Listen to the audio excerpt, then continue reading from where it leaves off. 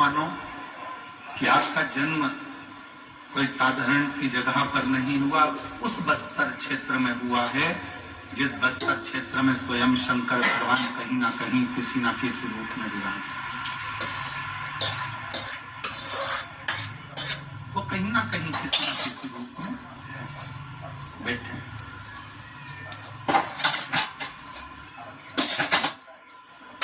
कोई उनको बूढ़ादेव महादेव कहता है, कोई उनको पाटदेव कहता है,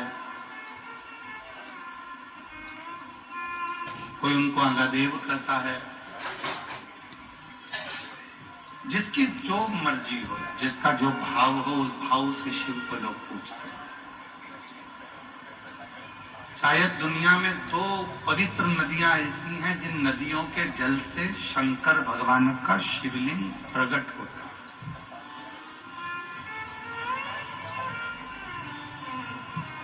जितने आस्था चैनल के श्रोता हैं, जितने फेसबुक यूट्यूब के श्रोता हैं, जितने इस क्षेत्र में आप कथा के पंडाल में बैठकर कथा का रसतत्व ग्रहण कर रहे हैं, उन सभी श्रोताओं ने अगर वेदों का, शास्त्रों का अध्ययन किया होगा, पढ़ा होगा,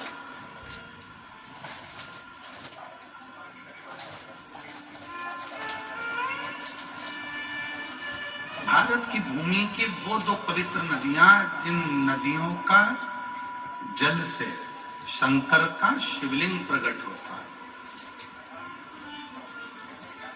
एक मां नर्मदा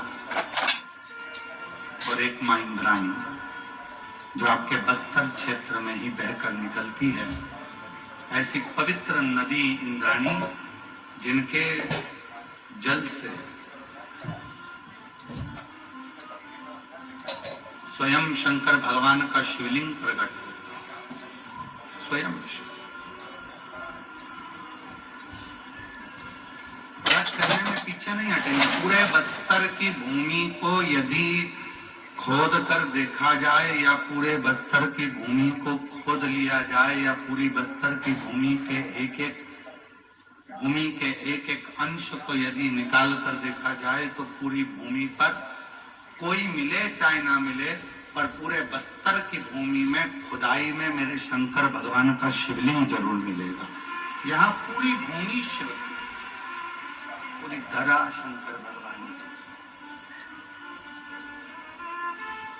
ऐसी कोई भूमि नहीं है, बस्तर का कोई ऐसा क्षेत्र नहीं है जहाँ शिव नहीं है। या पूरे क्षेत्र में, पूरे बस्तर के पूरे क्षेत्र में भगवान शंकर, भगवान शिव ही भगवान शिव।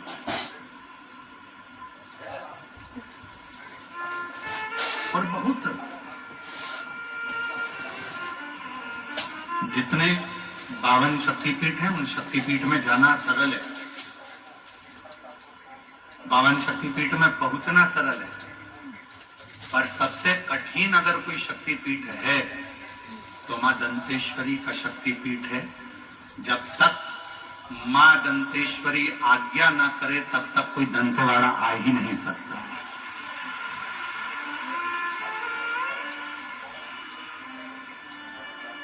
तो मेरा तिवारी परिवार से निवेदन है, अभी आप सोचना छोड़ देना कि कथा आप करा रहे, और ये भी मत सोचना आप भी अगर कोई लगे हो, कथा में सेवा कर रहे हो, छात्री कर रहे हो, आराधना कर रहे हो, साधना कर रहे हो, व्यवस्था कर रहे हो, तो आप भी छोड़ देना कि कथा हम करा रहे हैं, हम मेहनत कर रहे हैं, हम खड़े हुए हैं। ना ना ना ना, ये कथा स्वयं मां दंतेश्वरी करा रही हैं, और ये कथा की आयोजक भी वही हैं, और इस कथा को करने वाली भी, और कराने वाली, और सुनने वाली भी वही।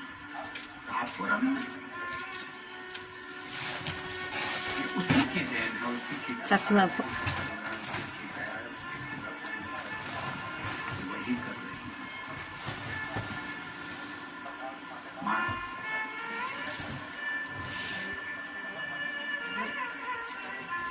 इंद्रावती एक ऐसी नदी है बस्तर क्षेत्र में,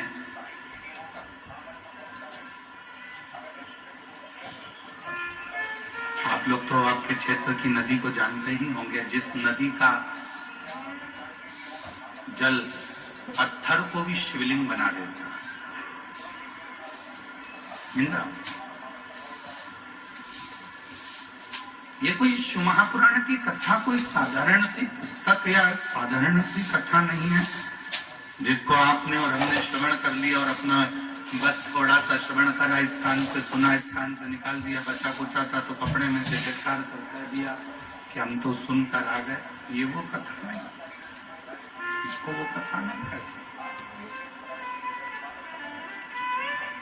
भगवान शंकर की ये वो पवित्र कथा, भगवान शिव की ये वो पवित्र शिव महापुराण की कथा है।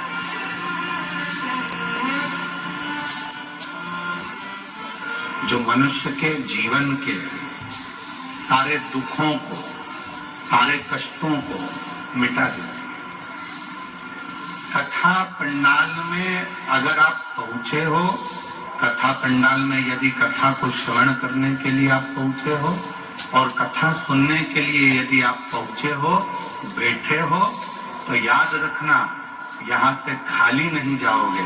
भगवान देव अधिदेव महादेव आपकी झोली में कुछ ना कुछ देकर चलेंगे।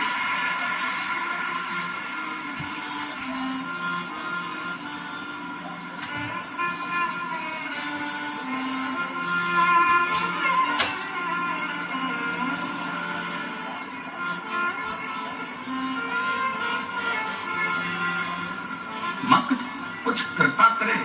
और ये जो धरा है दंतेश्वरी माता की जो भूमि है, यहाँ शिव और शक्ति दोनों है और दोनों से ही हमको लेकर जाना।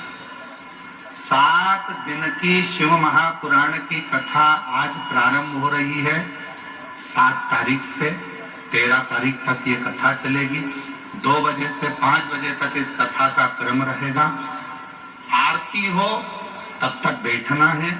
आरती जैसे ही पूर्ण हो, खड़े हो, फिर वापिस से एक बार झुककर उस भूमि को नमन करना, उस भूमि की रज को, मिट्टी को अपने हृदय से लगाना और प्रणाम कर कर कहना, बाबा मेरा ये दुख है, इसको काट देना। हे मां दंतेश्वरी, तेरी कृपा से आज भोले बाबा की ये पवित्र कथा यहाँ आई है। हे शिव शक्ति, हमारी तकलीफों को मिटा दे। उससे विनय कर क्या देगा, कैसे देगा, कब देगा, क्या करुणा करेगा, ये उसके ऊपर निर्भर कर।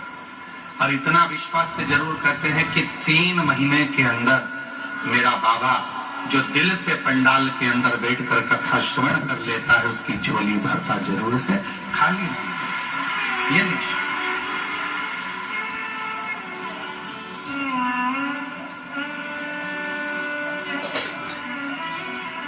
वो कहते हैं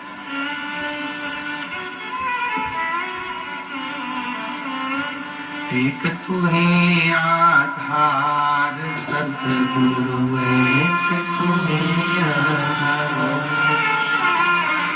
एक तू ही आधार सतगुरु, एक तू ही आधार। झटपट मिलो न तुम जीवन में, शांति कहाँ मिल सकती मन में। झटपट मिलो न तुम जीवन में, शांति कहाँ मिल सकती मन में। खोज लिया संसार सतगुरु, एक तुम्हीं आधार। खोज लिया संसार सतगुरु, एक तुम्हीं आधार। एक तुम्हीं आधार सतगुरु, एक तुम्हीं आधार। संसार सागर में कहीं पर भी खोज लो, शिव तत्व को पाने का सबसे सुंदर तरीका है शिव महापुराण की कथा। जब हम बैठते हैं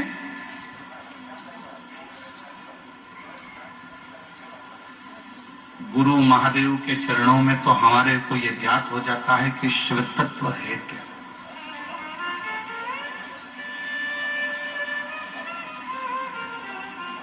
एक बहन जी ने या भाई जी ने एक पत्र लिखा, भी हमने उनका नाम नहीं पढ़ा, ठीक है। पत्र में लगभग प्रश्न हैं 7, 16, 18 प्रश्न हैं।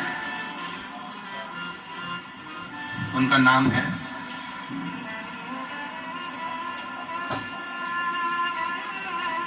नाम नहीं है, ठीक है।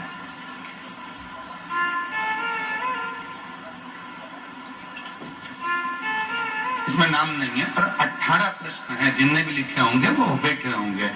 मैं उनको नमन करना चाहता हूँ। अगर कहीं बैठे हो तो उनको प्रणाम करता हूँ, कहीं पर बैठे हो तो हाथ हिला सकते हैं। 18 प्रश्न और सभी प्रश्न बहुत सुंदर है। उसमें वो संकोच ना करें कि हमने पत्र लिख दिया है और गुरुजी उस पत्र पर कुछ बोलेंगे। ना ना, आपको प्रणाम है, आपका प्रश्न बहुत अच्छा है। उसमें एक प्रश्न आपने लिखा है, जब आयु 100 वर्ष की है, पत्र एलईडी पर दिख रहा है क्या? अच्छा, आप लोग एलईडी पर पत्र का प्रश्न नंबर है 4। जब आयु 100 वर्ष की है तो मनुष्य 100 वर्ष तक जी क्यों नहीं पाता? मोबाइल में डाटा 5G का है,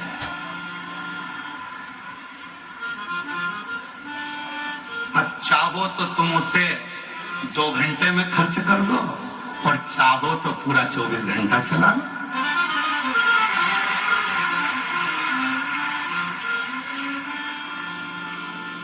निर्भर आप पर करता है, दूसरे पर नहीं। भगवान ने थोड़ी ना कहा था कि मोटरसाइकिल इतनी तेज चला ने बुड़ बुड़ बुड़ बुड़ बुड़ बुड़ और वो बुड़ जा। भगवान ने तो पूरी दी है। 21,600 श्वास प्रतिदिन निकल रही है।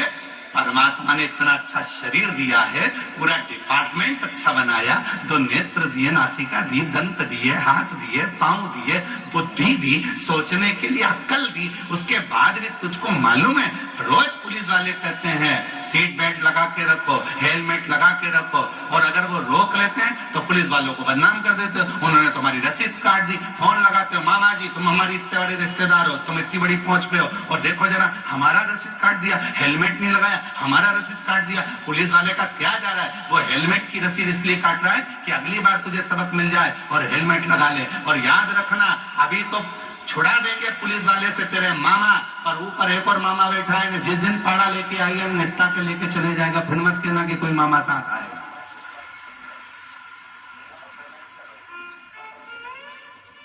फिर मत कहना कि मामा साथ आया कि नहीं आया हो।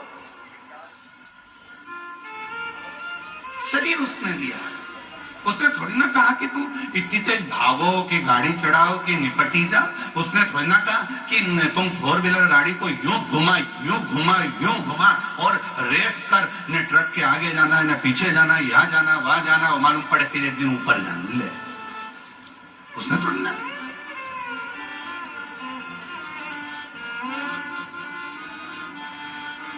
चौथे नंबर का प्रश्न है, जब आयु 100 वर्ष की है तो मनुष्य 100 वर्ष तक जी क्यों नहीं पाता? जी रहा है, कुछ लोग तो बड़ी आराम से जी रहा है, ऐसा भी नहीं है कि नहीं जी रहा। जिन्होंने व्यवस्थित जीवन को अपना बनाया है, योगा, प्राणायाम, भगवान का भजन, सात्विक भोजन, और किसी का दिल नहीं दुखाया है, अपनी जिंदगी मस्त होकर जो जिया है, वो आज भी 100 वर्ष तक जी रहा है। काय तिवारी जी, तुम्हारी उम्र कितनी है? तिवारी जी है 80 लोग यहीं पे बैठे हैं।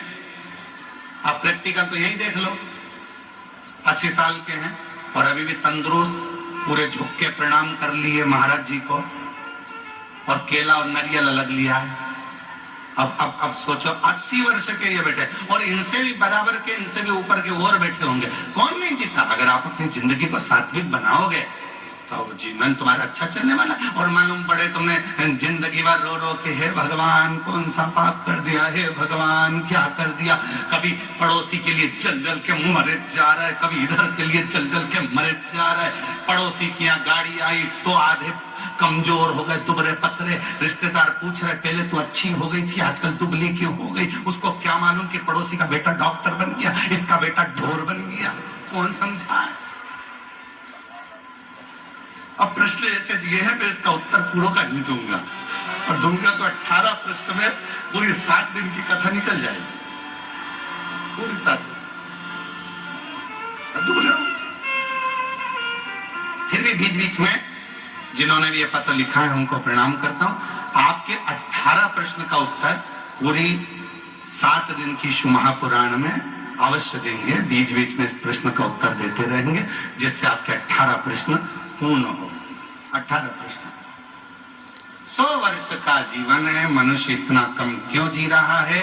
आपके पास में मोबाइल में बैलेंस है, तुम चाहो तो जल्दी खत्म कर दो, तुम चाहो तो चला, महीने भर चला, क्या दिक्कत? कौन मना करता? आपके ऊपर निर्भर करता है। जियो, बहुत कीमती शरीर मिला है, ये शरीर वापिस नहीं मिलने वाला। मेरी जीजियों, मेरे जीजाओं और मां दंतेश्वरी के धाम में रहने वाली मेरी आद्य शक्तियों, और यहाँ पर विराजमान सभी मेरी बेटियों, बेटाओं, मेरी माताओं, मेरे बुजुर्ग, माता पिता तुल्य आप सब विराजमान। बहुत कीमती शरीर है।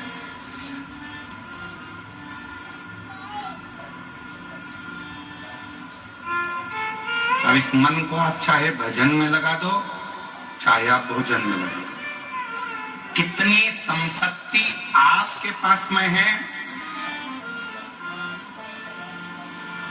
वो मायने नहीं रखती है, वो जरूरी नहीं।